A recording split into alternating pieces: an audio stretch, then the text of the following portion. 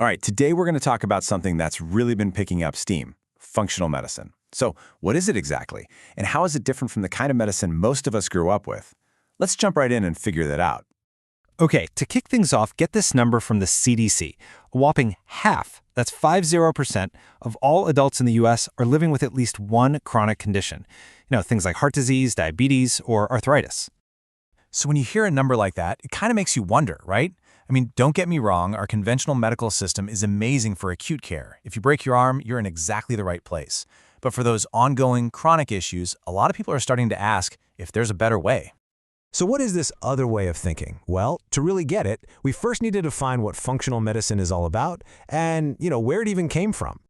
At its core, the difference really boils down to this. Are we treating the symptom or are we treating the cause? Conventional medicine is often fantastic at finding the right pill for a specific problem. But functional medicine, it takes a step back and asks, okay, but why is this happening in the first place? It's a huge shift from just managing symptoms to actually digging for the root cause. And that brings us right to the heart of the philosophy. It's about treating the whole person, not just a list of symptoms. It sees your relationship with your doctor as a real partnership. You're a team. And the goal isn't just to fight off illness, but to actively build up your overall wellness. And look, this isn't some new fad that's going to disappear tomorrow. This whole thing actually started about 30 years ago with a biochemist named Jeffrey Bland, and the growth has been incredible. Today, you've got over 100,000 health professionals practicing this way, and it's even being taught in top medical schools. So yeah, this idea has some serious staying power. You've even got some big names on board, like Dr. Oz and former President Bill Clinton, who've talked about how it's helped them. But honestly, the most powerful impact is felt by regular patients, who are finding real relief from chronic stuff like arthritis, sometimes after years of getting nowhere. Okay, so we've covered the what and the why, but how does this actually work for you? What does it look like in practice? It all comes down to a few core principles. First off, it's all about teamwork.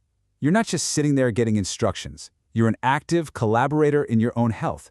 You work with your doctor, you dig into your family history to spot any genetic risks, and the care you get is completely personalized. It's built for you, not a one-size-fits-all, cookie-cutter solution. And then there's your lifestyle. This is huge. And we're not just talking about the obvious stuff like sleep and exercise. It's a deep dive into your whole life, how you handle stress, the quality of your relationships, even looking into things in your environment like hidden allergies. The whole idea is to be proactive and build a strong foundation for your health. This all leads to a really central concept in functional medicine, the powerful connection between our minds and our bodies. The idea is that your physical health and your mental health aren't two separate things.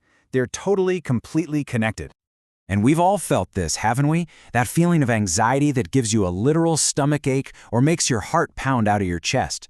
And it works the other way too. Something that seems purely physical, like weak abs, can be the real reason for your nagging sore back. See? It's all one system. Now, I really want to make this clear. This isn't about throwing science out the window. Not at all.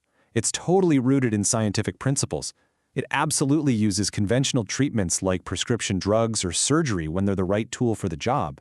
It's about having more tools in the toolbox. So, when you pull all of this together, what's the big picture look like? How does it really change how we think about what it means to be healthy? Well, for one thing, let's talk about cost. Now, obviously, this is a super simple example, but it gets the point across. While some prescriptions can cost a fortune, many of these lifestyle changes, like just taking a daily walk, can have a massive impact on things like your weight and blood pressure, for free. It's about investing in yourself up front. When you boil it all down, it's really about working with your body, not against it. It's about honoring its incredible, natural ability to heal itself. It uses simple, powerful techniques like rest and meditation, but it also complements them with the very latest medical breakthroughs. You get the best of both worlds. All right, so if you take away just one thing from all of this, what should it be? Let's distill this whole conversation down to one key idea. I think this quote just nails it. The entire philosophy is built on that simple but really powerful idea, respecting and supporting the body's own innate ability to heal and find balance. So I'll leave you with this question to chew on. What if we just flipped the script? What if being healthy isn't just about the absence of sickness, but about the active, daily practice of creating wellness? It's a different way of looking at things, for sure. Thanks for tuning in.